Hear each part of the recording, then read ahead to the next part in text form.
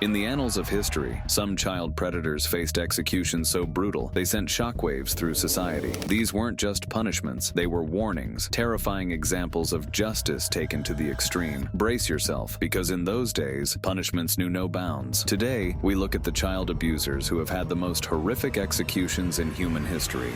Jeil de As.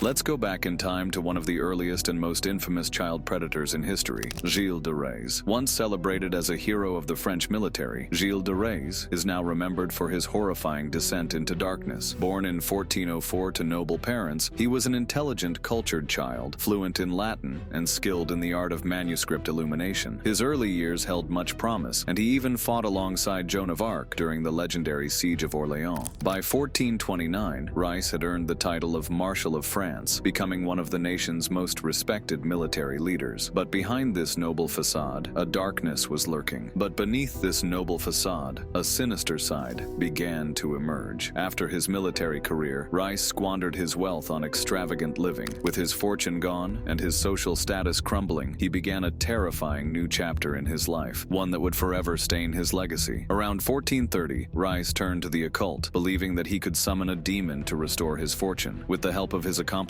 he abducted and tortured children, believing their sacrifice would bring him power. He often targeted young boys, subjecting them to horrific acts of abuse before finally killing them. His method was brutal. The victims would be stripped, hung from hooks, and tortured in unimaginable ways. Some were killed with a short sword, others dismembered, and their bodies either cremated or discarded. It wasn't until 1440, when Rice murdered a cleric, that his gruesome acts came to light. The Bishop of Nantes launched an investigation, which led to the discovery of at least 40 bodies and an entire network of young victims. Rice was arrested and quickly confessed to his crimes, admitting to killing as many as 600 children. His trial was swift, and on October 26, 1440, he was sentenced to death by hanging and burning at the age of 36. Jeil de As' shocking transformation from a war hero to a cold-blooded murderer is a chilling tale of the dark side of human nature. His crimes, steeped in ritualistic horror, continue to haunt history, leaving an indelible mark on the past. If you think his punishment was horrible, wait until you see this next case.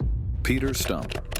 Now let's talk about the terrible story of Peter Stump, a man whose name has become synonymous with werewolves, witchcraft, and horrific acts of cannibalism, but also with one of the worst executions in history. Known as the Werewolf of Bedburg, Stump's life would take a dark turn that made him one of the most infamous figures of his time. Born around 1530 in Germany, the details of Peter Stump's early life remain largely unclear, but he was a prosperous farmer living in a small, rural community. In the 1580s, Stump was a widower with 2 children, but his peaceful life would soon be shattered by a series of horrific events. In 1589, he was arrested and accused of horrific crimes that stretched over 25 years. After being subjected to excruciating torture, he confessed to practicing black magic since the age of 12, claiming that the devil had gifted him a magical belt that transformed him into a fearsome, bloodthirsty wolf. With glowing eyes, sharp teeth, and a monstrous hunger, Stump recounted his gruesome acts with chilling detail. His confession painted him as an insatiable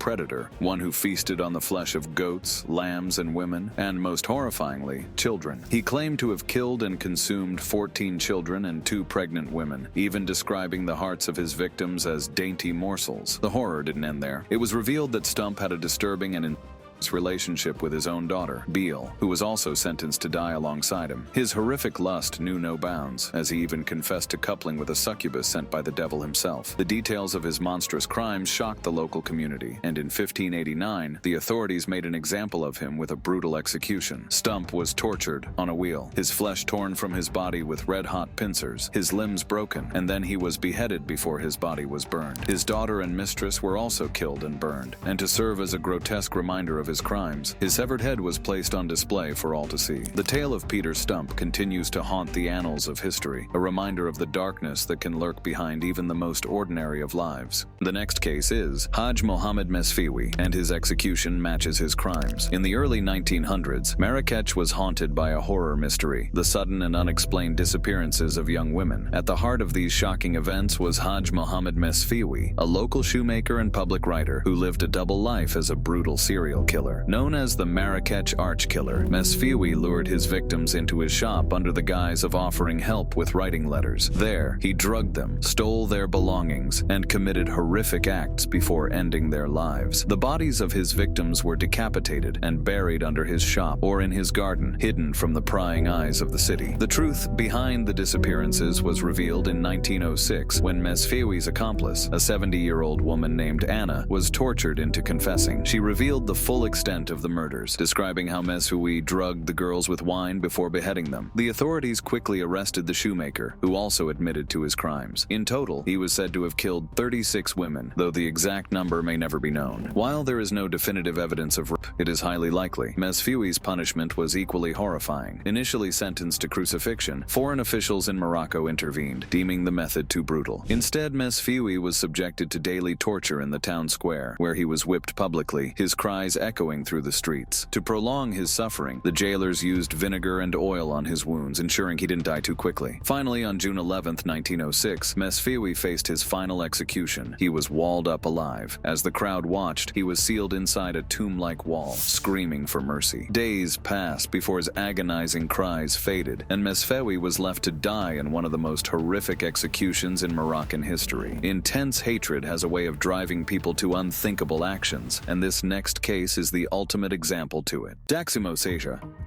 Simmons, a woman whose overwhelming hatred for child predators led her to commit a horrific crime, will spend the rest of her life in prison after she killed and dismembered an alleged sex offender. Simmons, 38, was sentenced to life without parole after a 2-year-long murder investigation. The case began in April 2022, when Simmons was arrested in connection to the murder of 48-year-old Daimos. At the time, Seja's body had not been found, leaving authorities with little to go on. It wasn't until a year later, following an anonymous tip, that human remains were discovered in a drainage ditch. After identification, officials confirmed the remains belonged to Seja, a man with a history of sexual abuse offenses. Prosecutor Sharon Flaherty explained that Simmons acted out of her unrestrained hatred for anyone involved in child sexual abuse. Seja was a registered sex offender with a past relationship involving a 17-year-old girl when he was 25. He had also been wanted for failing to comply with sex offender registration laws when he was killed. This information fueled Simmons's rage, ultimately leading to the brutal murder of Seja. According to investigators, Simmons shot Seja in a garage, then dismembered his body and stored the remains in a freezer. She later transported the body parts in a van. DNA evidence found at the scene tied Simmons directly to the crime. Simmons was convicted of first-degree murder, violent crime with a weapon, and tampering with evidence. She was sentenced to life in prison without parole, along with additional years for tampering with the deceased body and physical evidence. Although her actions were driven by a deep-seated anger toward sexual abuse, the brutality of her crime left a lasting impact on the community. What happens when people take justice into their own hands? Our final story is about a case of vigilantism and the dark consequences that followed. Sean Connery showers.